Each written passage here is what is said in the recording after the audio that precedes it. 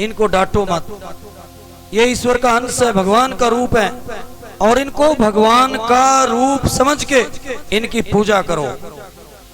कथा कहती है, सत संपत के कारणे जतन करो दिन रात, मंगत सवेरा दो घड़ी उठ चलना प्रभात। और थोड़ा समय बीता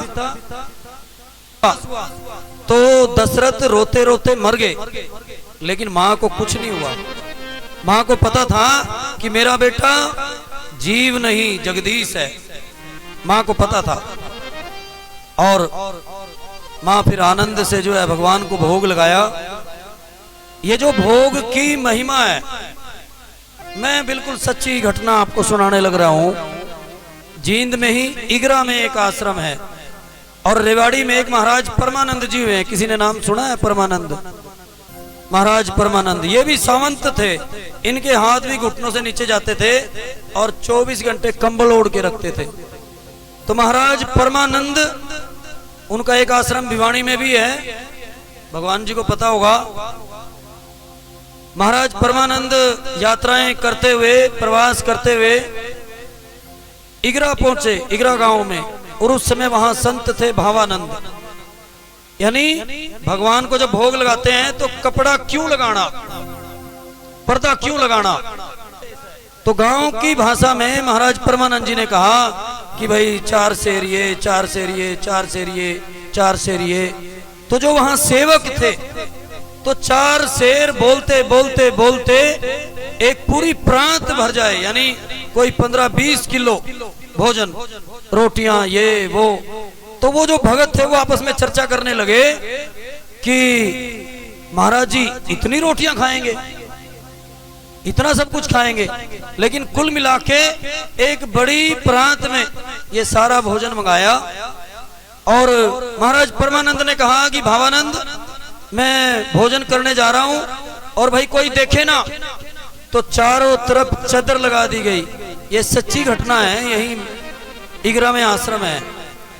और अभी उनके यहाँ सत्संग होता है, भावानंदी सत्संग। चारों तरफ चादर लगाई। तो एक जो सेवक था वो बड़ा शरारती था।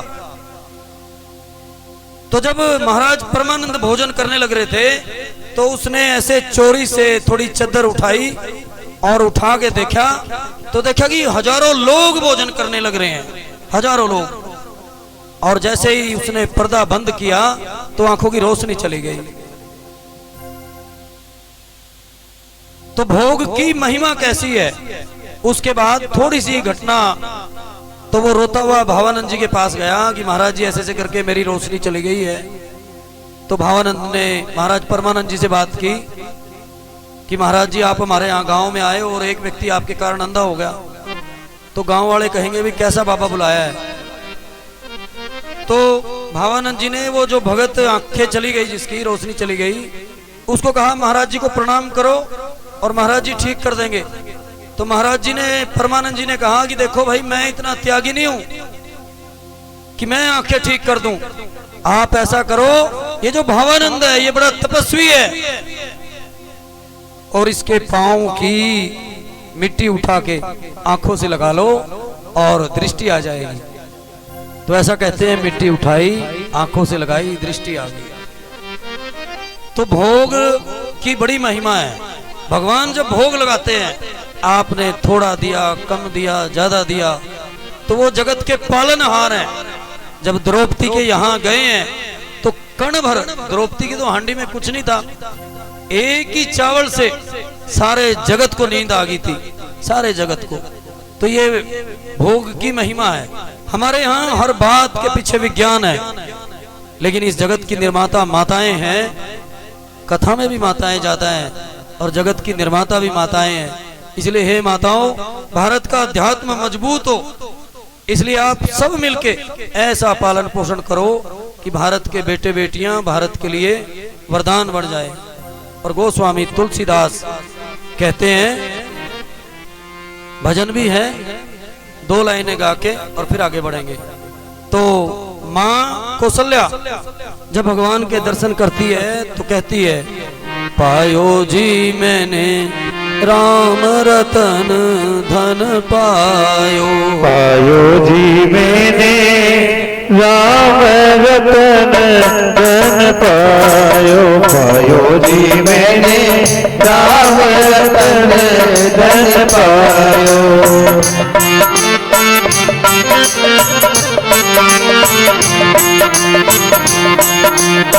वस्तु अमोलक दी मेरे सतगुरु, वस्तु अमोलक दी मेरे सतगुरु, कर कृपा अपनायो, पायो जी मैंने राम रतन धन पायो, पायो जी मैंने राम रतन धन पायो।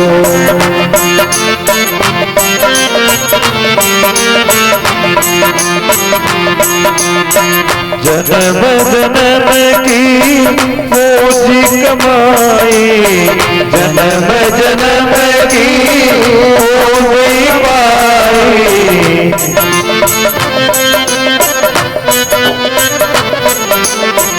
जन्म जन्म की पूजी पाई, जन्म की पूजी पाई।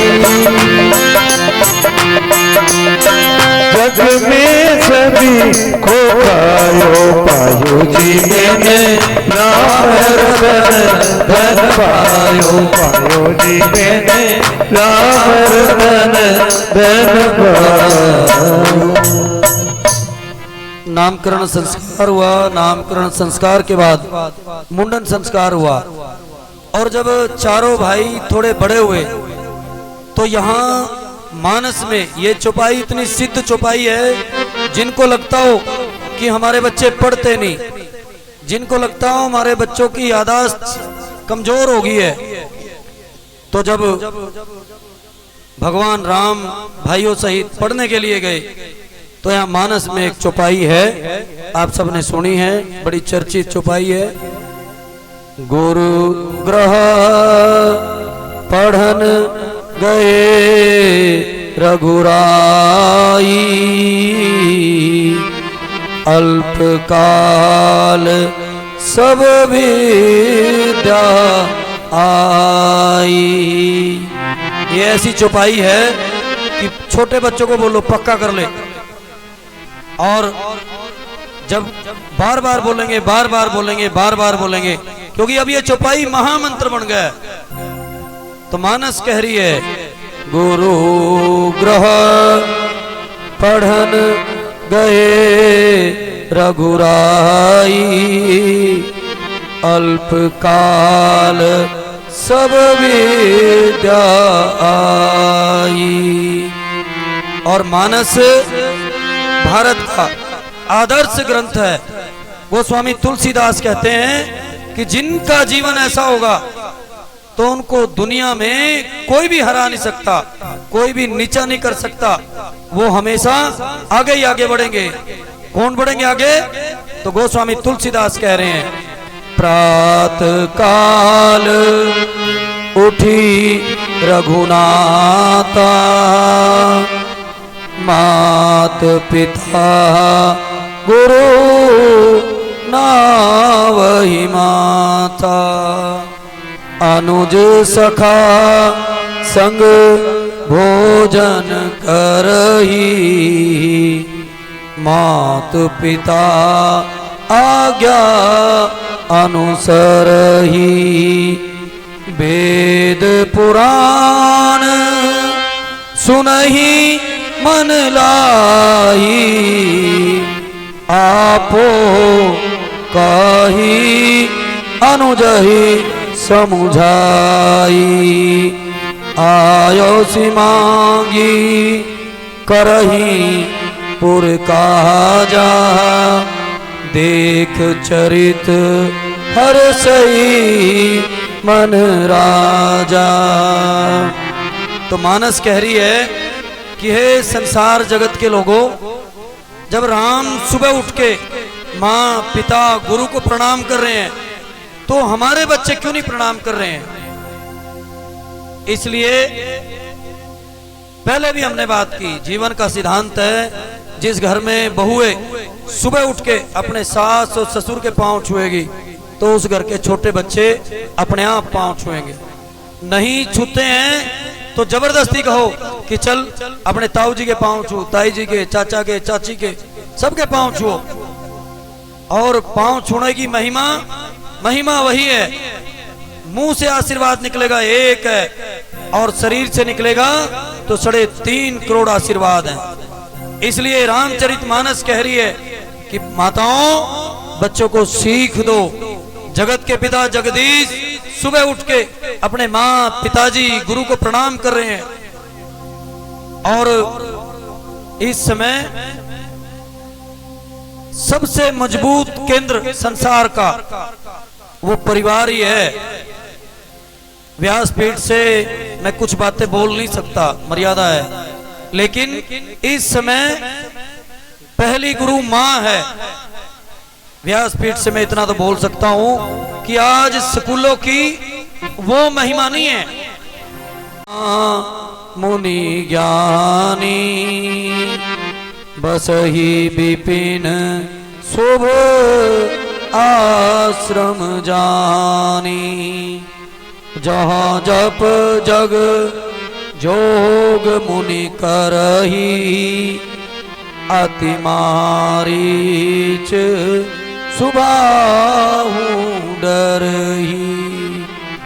गांधी तन मन चिंता व्यापी, हर बिनु मरही ना निशिचर पापी। तब मुनि बर मन कीन बिचारा, प्रभु अवतरहु हरन मही भारा। बिहार के बक्सर में ताटक आश्रम है जहाँ विश्वामित्र जी रहते हैं और विश्वामित्र जी जब तप यज्ञ करते थे तो मारी सुबाहु ताड़का तंग करते थे और इतना तंग किया तो एक बार विश्वामित्र का मन बड़ा उदास हुआ, दुखी हुआ कि इन दुष्टों को कौन सबक सिखाएगा। तो विश्वामित्र ने आंख बंद की, तब मुनि बर मन कीन बिचारा, प्रभु अवतरहु हरन मही भारा। आंख बंद की कि जगत के पिता जगदीश ने पृथ्वी पे जन्म ले लिया है और अयोध्या पहुंचते हैं। और जैसे ही अयोध्या पहुंचे, गांधी तनह मन चिंता व्यापी, हरि बिनु मरही ना निशिचर पापी। तब मुनि बर मन कीन बिचारा, प्रभु अवतरहु हरन मही भारा। और विश्वामित्र राजा दशरथ के यहाँ पहुंचे। जैसे ही राजा दशरथ को पता चला कि गुरु विश्वामित्र आए हैं, एक बार तो राजा दशरथ डर जाते हैं कि कहीं नामकरण करने में गलती तो नहीं होगी, क्योंकि जब महाराजा हरिश्चंद्र का नामकरण हुआ तो उस समय भी विश्वामित्र आए थे। तो दशरथ को लगा कि राम के पीछे भी चंद्र लगता है, कहीं नामकरण में तो नहीं गलती होगी। तो राजा दशरथ ने पूछा कि प्रभु बताओ किस कारण आए हो। और भगवान ने अपने आने का भी कारण नहीं बताया, लेकिन भगवान ने कहा कि भाई चारों बेटों को बुलाओ। तो जैसे ही चारों पुत्र आके महर्षि विश्वामित्र के सामने बैठे तो विश्वामित्र ने टकटकी लगा के, यानी पलके झपके बिना राम को देखते रहे और यहां गोस्वामी तुलसीदास कहते हैं, राम देखी मुनि देह बिसारी।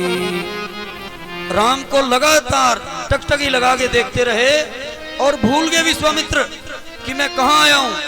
बार बार दशरथ टोकते हैं, हिलाते हैं कि बताओ किस काम से आए हो।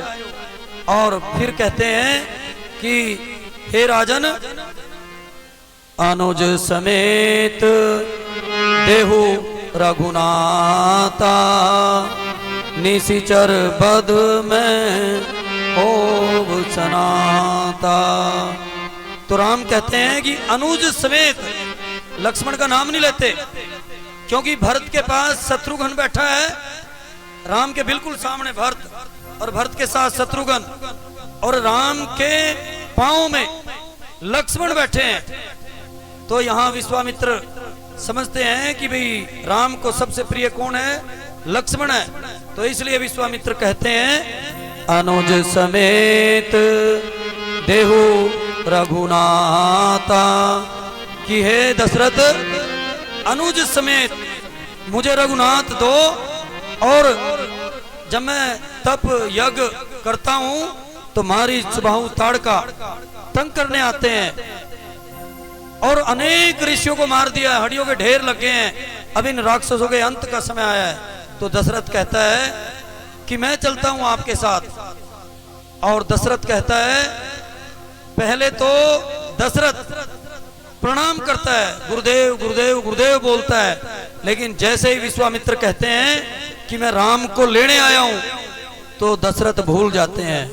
दशरथ कहते हैं कि विप्रवर, थोड़ा सोच समझ के बोलो।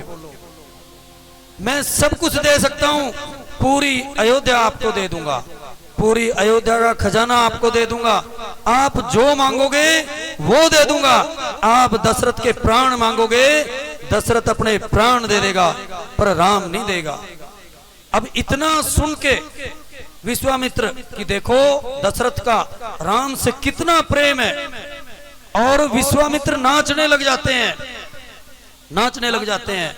और विश्वामित्र कहते हैं कि दशरथ आप धन्य हो, आप गृहस्थी होके भी आपके यहाँ जगदीश ने जन्म लिया है, और हम संत हैं, 24 घंटे राम का नाम का भजन करते हैं, हमारे यहाँ नहीं आया। आप धन्य हैं दशरथ, मैं आपको प्रणाम करता हूं। और महर्षि वशिष्ठ समझाते हैं दशरथ को कि प्रभु, मैंने राम की कुंडली देखी है, जब तक आप किसी मुनि के साथ नहीं भेजोगे तब तक राम का विवाह नहीं होगा। इसलिए आप राम और लक्ष्मण को विश्वामित्र के साथ भेजो।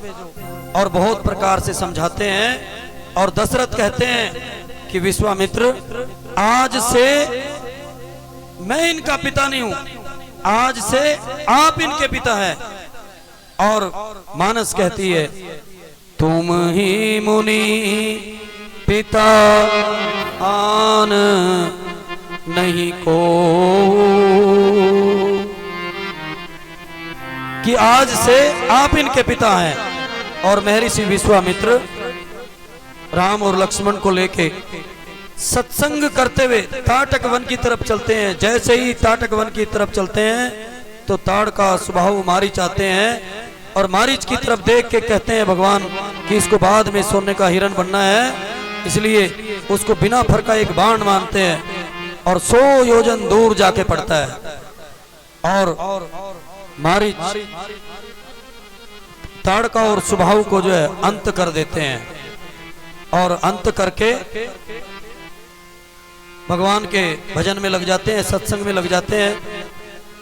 और कुछ दिनों के बाद जनक के दूत आते हैं कि महाराजा जनक ने सीता का स्वयंवर रखा है, प्रभु आपको आशीर्वाद देने आना है। तो राम से चर्चा करते हैं कि राम, एक यज्ञ आप करके आयो, अब दूसरे यज्ञ की तैयारी करो। और राम लक्ष्मण सहित विश्वामित्र जनकपुरी की तरफ चलते हैं। और जनकपुरी की तरफ जब चलते हैं तो रास्ते में एक आश्रम आता है, तो आश्रम को देख के भगवान कहते हैं, गौतम नारी श्राप बस उपल देह धरि धीर। तो राम कहते हैं कि गुरुदेव, ये जो आश्रम है, ये वीरान बीहड़ आप देख रहे हो, ये आश्रम किसका है? तो विश्वामित्र कहते हैं कि गुरुदेव, ये गौतम ऋषि का आश्रम है। और जब आश्रम में अंदर जाते हैं तो बीचों बीच देखते हैं कि एक नारी जड़ अवस्था में है। यहां वर्णन शिला के रूप में है, लेकिन जड़ अवस्था में एक नारी है। तो भगवान पूछते हैं कि ये कौन है? तो उत्तर देते हैं विश्वामित्र, गौतम नारी श्राप बस उपल देह धरि धीर। और फिर कहते हैं, आपके चरण कमल रज चाहती कृपा रघुवीर। आपके चरण कमल चाहती रघुवीर। कि प्रभु, श्राप के कारण अहिल्या जड़ हो गई है और प्रभु आपका आशीर्वाद चाहती है, कृपा करो। और जैसे ही प्रभु ने चरण रज से अहिल्या को छुआ, अहिल्या एक सुंदर नारी के रूप में भगवान के सामने प्रकट हुई, भगवान को प्रणाम किया और प्रणाम करके, मुनि श्राप जो दीना अति भल कीना, परम अनुग्रह में माना।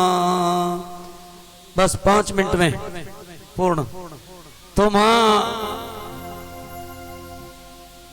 भगवान से कहती है कि प्रभु, जगत में लोग मेरे पति के बारे में, देखो मां की, सारी माताओं की, जगत की सारी गौतम ऋषि मेरे ऊपर कृपा ना करते तो आज अहिल्या के सामने राम ना खड़े होते, आज अहिल्या के सामने राम ना खड़े होते।